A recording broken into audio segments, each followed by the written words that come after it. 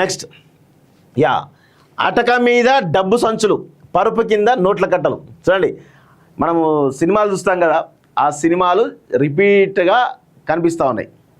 చూడండి ఒకసారి, అటక మీద డబ్బు సంచులు, పరుపు కింద నోట్ల కట్టలు. జెంటిల్మెన్ సినిమా చూసినట్లేదు ఇదంతా. Lands and survey DD Narahari అక్రమాస్తులు 100 కోట్ల పైన. చూడండి, మంచి బొట్టు పెట్టి, మామూలు భక్తుడు కాదే. నోట్ల కట్టలపై నిద్రిస్తున్న వైనం. ఇంట్లో 1,54,00,000 నగదు గుర్తింపు. Bank balance 2,29,00,000. ఫిక్స్డ్ డిపాజిట్లు 5 కోట్లు. ఖరీదైన ప్రాజెక్టులో 4 ప్లాట్లు, 2 భవనాలు, 5 ఇళ్ల స్థలాల గుర్తింపు. సో మొత్తం 100 కోట్ల నరహరి మీద.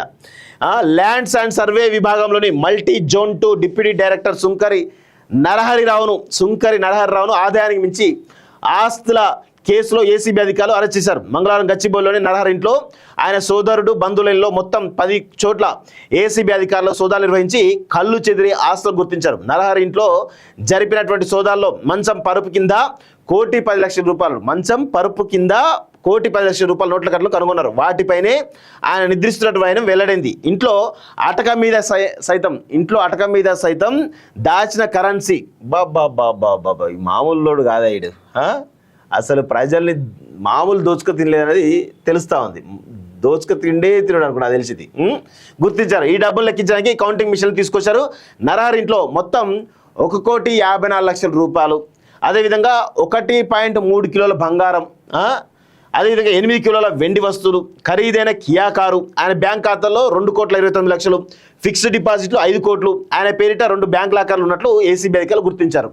లాకర్లను బుధవారం తెరిచి చూస్తామని ఏసీబీ డీఎస్పీ శ్రీధర్ తెలిపారు. రంగారెడ్డి జిల్లాలో 5 ఇళ్ల స్థలాల పత్రాలు, మహేశ్వరం మండలంలో 1.24 ఎకరాల వ్యవసాయ భూమి. మహేశ్వరం మండలంలో 1.24 ఎకరాల వ్యవసాయ భూమి అంటే దాని విలువ ఖచ్చితంగా 20 కోట్లు 30 కోట్లు ఉంటుంది, నో డౌట్ అలా మార్కెట్ వాల్యూ.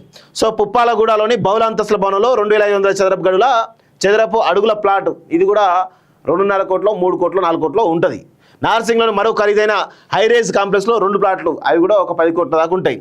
రాజేంద్రనగర్లో మరో ఖరీదైన ప్రాజెక్టులో ప్లాటు, గచ్చిబౌలిలోని టీఎన్జిఓ కాలంలో G+3 ఇల్లు, చాత్రి నాకాలోని G+2 ఇంటి పత్రాలను ఏసీబీ అధికారులు స్వాధీనం చేసుకున్నారు. ఖాళీ బాండ్ పేపర్లు, చెక్కులు స్వాధీనం చేసుకున్నారు. నరహరి తన అక్రమార్జనను ఫైనాన్స్ దందాలో పెట్టుబడి పెట్టినట్లు అనుమానిస్తున్నారు.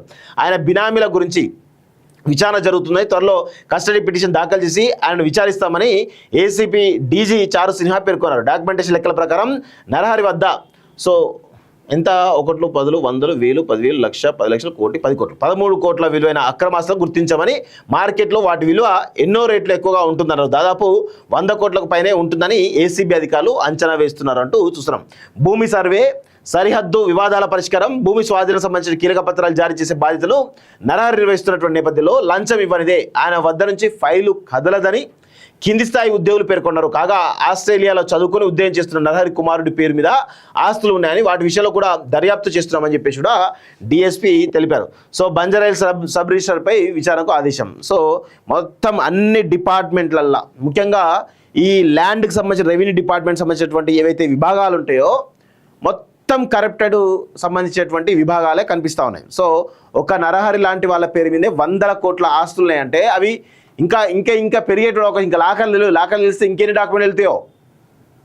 సో ఇవన్నీ చాలా స్పష్టంగా ఉన్నాయి. సో మొత్తం అవినీతి వ్యవస్థ తయారైపోయింది. ఐఏఎస్ నుంచి మొదలు పెట్టుకుంటే వీళ్ళే ఇలాంటి వాళ్ళ దగ్గరే ఇంత పెద్ద ఎత్తున డబ్బులు దొరుకుతున్నాయి అంటే ఐఏఎస్లు ఐపీఎస్ దగ్గర ఎంత దొరకాలి, న్యాయమూర్తుల దగ్గర ఎంత దొరకాలి, ఒకసారి ఆలోచించండి.